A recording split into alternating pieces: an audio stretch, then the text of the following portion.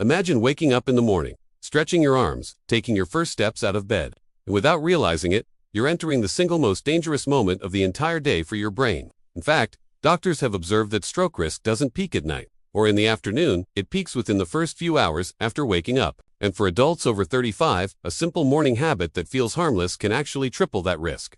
Now, before you assume it has to do with smoking, diet, or blood pressure medication.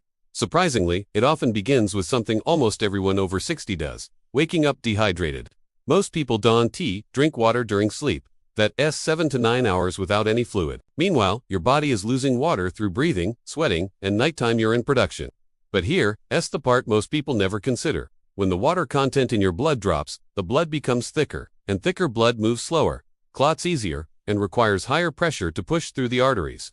Nearly 70% of older adults wake up already dehydrated, and they don't know it. They notice dry mouth, a heavy head, stiff legs, or dizziness when standing, classic signs that the blood is thicker than it should be. And here's the twist: the brain hates thick blood. The narrower the blood vessels, the harder it is to push that thicker fluid through, and that's where stroke risk starts to climb. But dehydration is only half the story. There's another biological event happening at the exact same time, something called the morning blood pressure surge. Even in healthy adults, blood pressure rises naturally after waking up.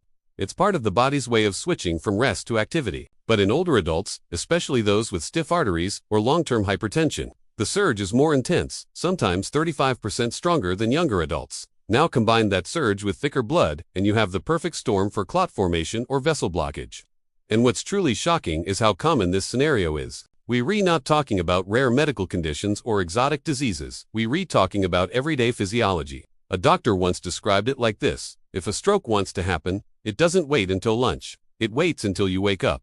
The reason hospitals see more stroke admissions between 6 a.m. and noon isn't an accident. It's biology. It's dehydration, pressure, and time working against people who don't even feel sick. Many of them feel normal, have breakfast, watch the morning news, and bam, symptoms start: numbness, difficulty speaking, facial drooping, loss of balance, or sudden confusion.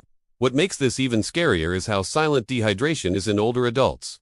Younger people feel thirsty. Older adults often don't. The brain's thirst signal weakens with age, so it's not that they don't drink, it's that their body stops asking.